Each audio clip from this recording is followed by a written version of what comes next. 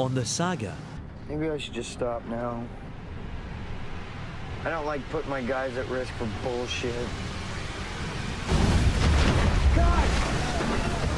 Since its debut in April 2005, Discovery Channel's Deadliest Catch has become one of the most popular reality television series on air, and perhaps the most successful reality show filmed in Alaska. Deadliest Catch follows the daily lives of crab fishermen on board a fleet of fishing vessels operating from Dutch Harbor in Alaska, documenting their activities and struggles as they brave the hazards of the Bering Sea. The filming of Deadliest Catch typically happens during the Alaskan king crab and snow crab seasons, which subsequently schedules the show's release around the same time, between April and July. Responding to high demand, the show has survived several seasons, airing its 16th installment in April 2020. Its popularity has also led to the creation of numerous spin-offs and inspired the development of 2 video games. Do you want to win any of these items on your screen? If so, make sure to watch the whole video, leave a like, and comment a hidden message. And without being said, let's get ready to the video.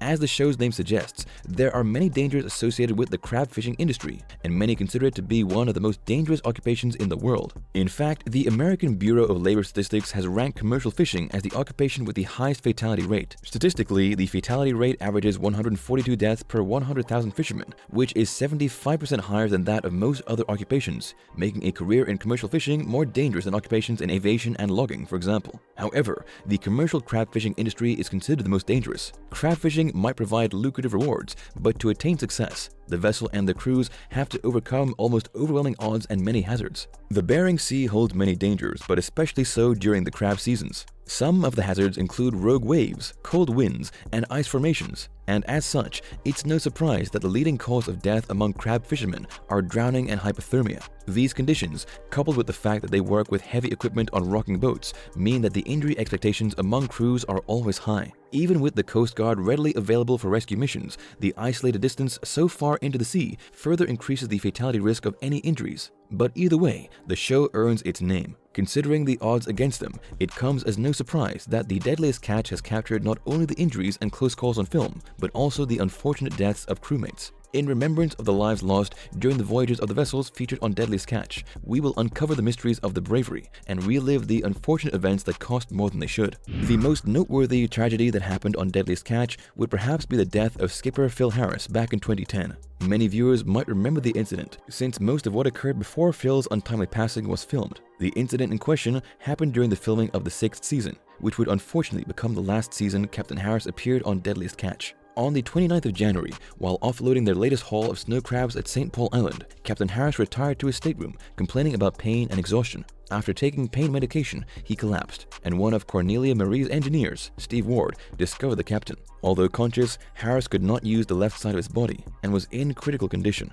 Ward immediately informed Phil's sons, Josh and Jake, who came to the assistance of their father, while Ward called for a medical response team. Harris insisted that the cameras keep rolling, despite the desperation of the situation. According to Thom Beers, the producer of Deadliest Catch, Harris hoped to film the resilience and strength of their family's bond and to show the world how a stressful position can take its toll.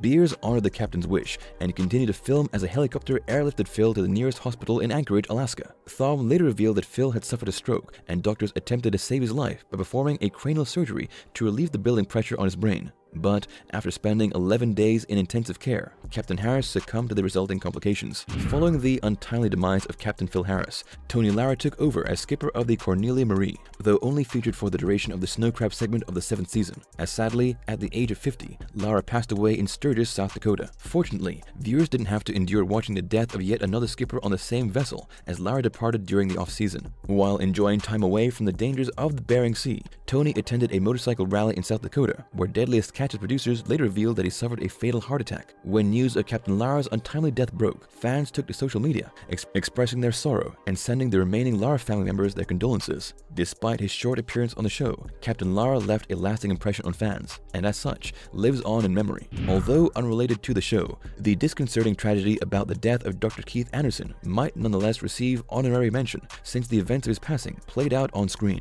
Dr. Keith was the father of Jake Anderson, the current captain of the Saga and previous deckhand of the Northwestern. Dr. Keith went missing in 2010, while Jake still served on the Northwestern. Out of concern for his safety, Deadliest Catch featured the story as part of their show, with the hope that someone might come forward with important information about the doctor's well-being, or at least situation.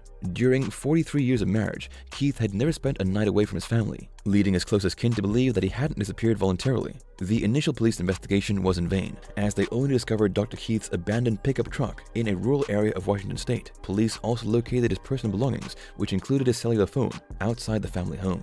Jake feared the worst, especially after the police found traces of blood on Keith's car keys, yet with no further discoveries. The case turned cold. Sadly, 2 years later, a hiker chanced upon skeletal remains near where the police discovered Keith's truck. DNA testing confirmed that the remains were indeed that of Dr. Keith, but as of yet, the police investigation couldn't determine what happened to the doctor. Viewers of Deadliest Catch kept up with the story, and when news of Keith's unfortunate fate reached the public, they expressed their condolences with encouraging messages to the Anderson family. In 2011, fans of Deadliest Catch once again endured sad news when one of the youngest crew members of the Time Bandit fishing vessel passed away. At the age of 33, Justin succumbed due to complications associated with sleep apnea, an illness from which Justin had long suffered. This disease had numerous causes, but among fishermen, the most commonly believed cause is attributed to their hectic schedules and lack of rest. Fatal symptoms of the disease could include an enlarged heart and high cholesterol, which could eventually cause the patient's death. Unfortunately, it took Justin at a very young age, ultimately claiming another victim to the strain of a hard and perilous job. Staff discovered Justin in his hotel room in Homer, Alaska, only 4 days after returning from the sea, and believed that he passed away peacefully in his sleep. In honor of their crewmate, the remaining members of the Time Bandit posted their farewell on the show's dedicated website. They expressed their sorrow, stating that they will miss him and how much they appreciated all the effort and sweat he put in during his service on the Time Bandit. Justin's memory lives on with his grandparents, father, sister, daughter, and son. One of the most recent deaths on the show was the sad departure of the former Maverick captain Blake Painter. In May of 2018, police discovered Painter at his home in Astoria, Oregon, while performing a routine wellness check, after Painter's friends reported that they hadn't seen him for some time. Upon investigating, police discovered that Painter passed away days before the discovery, but despite the concern expressed by his friends, police didn't suspect foul play at the time. A toxicology report confirmed that Painter succumbed to an apparently self-induced overdose. Blake hadn't appeared on Deadliest Catch since 2007, after it became obvious that he struggled with a narcotic problem. Earlier in 2018, a local newspaper reported that police arrested Painter on charges of driving under the influence of heroin. Police also discovered narcotics and prescription drugs after checking in on him at his home in May. Joe Mcmahon may not have been a familiar face in front of the camera, nor did he haul crabs or participate in the hard and laborious efforts as the crew members of the various fishing vessels. However, his untimely passing in 2015 nonetheless affected the show. Joe began a promising career on Deadliest Catch in 2013 when Original Productions hired him as an associate producer. Joe worked on 9 episodes of the show, enduring the same conditions as the fishermen he worked with, but sadly at the age of 24, his promising career came to a brutal end. In July of 2015, police responded to a possible gun-related incident in Pasadena, California. There, police discovered Joe, shot and killed in cold blood in front of his parents' home. Shortly after the news of Joe's sad demise reached the public, police stated that they found the suspected unnamed gunman in his car. It appeared that shortly after committing the heinous act of murdering Joe, the gunman turned the gun on himself. To date, police haven't released an official account of what happened, but it seemed that the entire affair was a personal dispute. The latest death announced by the producers of Deadliest Catch is that of the deckhand Nick McGlashan. However, his recent departure remains something of a mystery, as the police haven't concluded their investigation. On Sunday, 27 December 2020, a friend discovered Nick unconscious in a hotel room in Nashville, Tennessee, but by the time paramedics arrived, it was too late. Nick became a prominent figure on Deadliest Catch as a promising young skipper who captained vessels that included the Cape Caution and the Summer Bay. However, as many viewers might know, Nick battled drug and alcohol addiction during his time on the show, and according to evidence discovered in the hotel room, police suspect his death to be drug-related, most likely because of a self-induced overdose. However, the authorities await the results of a yet-to-be-released toxicology test before reaching a final verdict. Nick passed away at the young age of 33. As mentioned, the Bering Sea can at times become extremely turbulent, and if it decides to turn bad, it can claim not only one life, but the fate of an entire crew. The Bering Sea has certainly proved its devastating power on Deadliest Catch a couple of times, and as much as its majesty intrigues the audience, it can strike fear into the hearts of even the hardiest folk. Acting as a reminder to many, when the Bering Sea conquered the Ocean Challenger in 2006, it reminded not only the crews, but the world, that the dangerous crab fishing vessels face are as real as daylight. For yet unknown reasons, the Ocean Challenger capsized and began taking on water, leaving the 4-man crew on board fighting for survival. Sadly, the Coast Guard discovered only one survivor,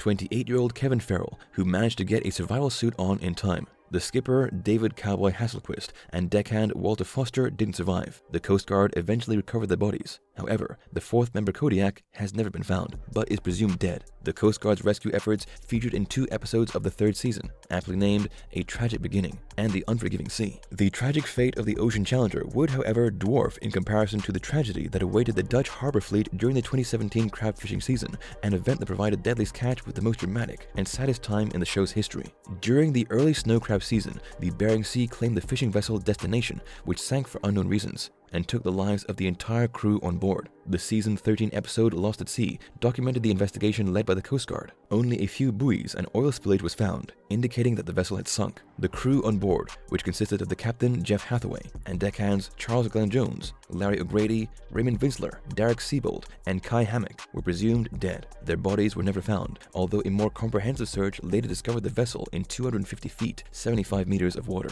The Destination's final voyage became the subject of a documentary on the Smithsonian Channel, Disasters at Sea, featuring in the episode aptly named Destination Unknown. May the souls of the dearly departed rest in peace, and all the victims of the sea shall live on in the memory of their loved ones, and of course, in the hearts of the many fans and viewers of Deadliest Catch. By no means have the 7 seas ever been kind to sailors, but the hauls of the fishermen are their livelihoods and our entertainment, sometimes paid for with the highest price. Hopefully, these details don't dissuade you from watching the series, and perhaps appreciating even more the trials and tribulations of the fishing vessel crews, and indeed the production teams of Deadliest Catch.